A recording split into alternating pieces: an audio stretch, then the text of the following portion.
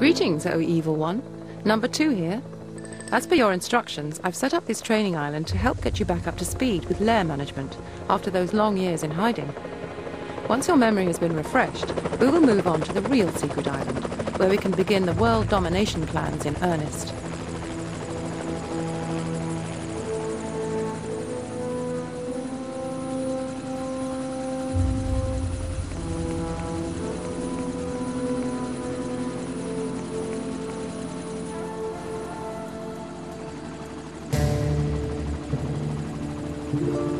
Allow me to introduce you to your henchman. This is Eli Barracuda. He'll help you deal with anything that requires a bit of brute force. The first thing you should get used to is moving the camera around the world.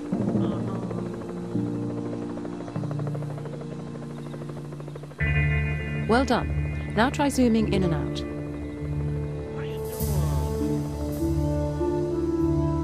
That's right. Now just rotate the view and we'll move on.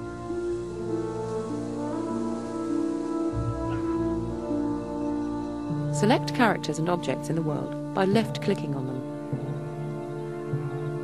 The mouse pointer has changed shape to indicate you now have direct control. Notice the icon attached to the mouse pointer. This always shows you what will happen if you right-click. Try this now by moving around. You can go anywhere on the island, but be warned, if you die, your plans for world domination will be over. Yeah. I need to be here. You can also control your henchmen in the same way. Try ordering Eli to move somewhere. So remember, left-click selects and right-click performs the action indicated by the icon.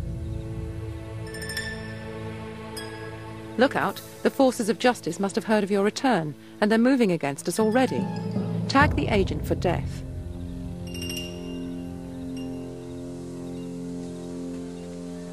Although right-clicking on the enemy agent with Eli selected is another way of killing the agent, this time we will use the tag system. Deselect Eli first by left-clicking on empty ground, and then right-click on the enemy agent.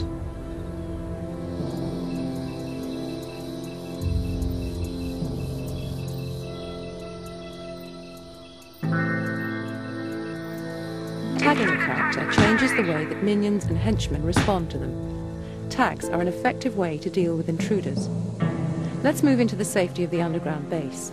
This is where the majority of your lair building will take place. Das ist gut, ja.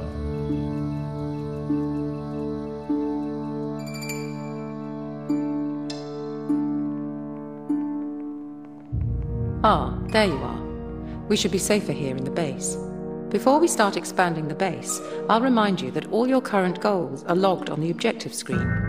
Try accessing it now. Check objective screen for new goals. Primary goals are split up into smaller sub-objectives indicated by the bullet points. If you're ever unsure about what to do, you should check here. Close the objective screen for now. You won't be doing any of the menial work around the base yourself, so your first priority should be to recruit some minions who can be ordered to build new rooms and buy new objects. Open the Minion Management screen to recruit some construction workers. You can control your base population with this screen. Each box represents a different minion type.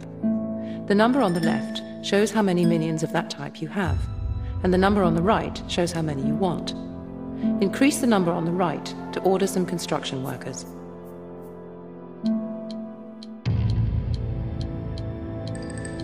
The Recruitment Slider is used to control how quickly new construction workers are recruited. Dragging the slider to the right will bring fresh recruits to the island quicker, but for a higher price.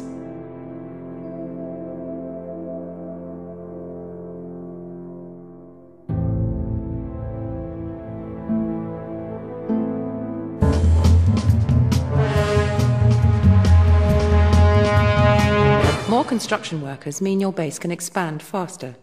Before you start, it's important to remember that you can only ever directly control your henchmen, never your minions. Your minions are indirectly influenced through the orders you give. Expanding your lair is vitally important to the success of your evil schemes. Constructing a new room is simply a matter of selecting the room type to be built and creating a blueprint layout.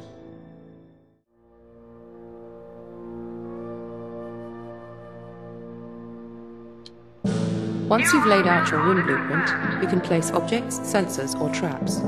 You can also cancel the room entirely, or go back to edit the blueprint if you wish. For now, open the object list. Select the bunk bed from the object list. Rotating objects is useful for arranging objects as efficiently as possible, so that no space is wasted. Try rotating the bunk bed. Place the bunk bed, then close the object list. Object purchase order confirmed. Earlier, you tagged an agent for death. All tags are effectively orders that your minions will try to follow. Objects and rooms can also be given order tags. The room blueprint tag shows whether or not a room build order is paused. Left-click the room tag to commence construction. The room has been ordered but is not built instantly. Construction workers must first go to the strong room to get money to buy the construction materials. They will then go to the depot to buy dynamite. The dynamite is then used to carve the new room out of the rock.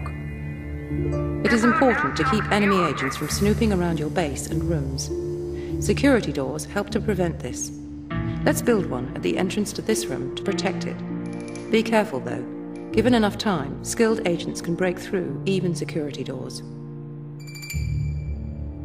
Note that doors can only be placed in gaps or corridors that are 2 tiles wide. So it is a good idea to include a doorway in your room designs. Object has been ordered.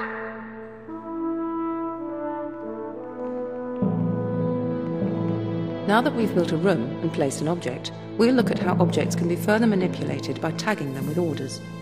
Right-click on the punch bag to see what you can do with objects. Selecting the Destroy tag will summon a minion to dismantle the object. Selecting the Move tag will allow you to choose a new location for the object. Try moving the punch bag. The green symbols represent the object's access points, where minions interact with the object. If critical access points are blocked, the object cannot be used. Move this punch bag to a valid location. Not all of your duties are concerned with the base. This button accesses the World Domination screen. From this screen, you can send your minions and henchmen out into the world to perform various evil deeds.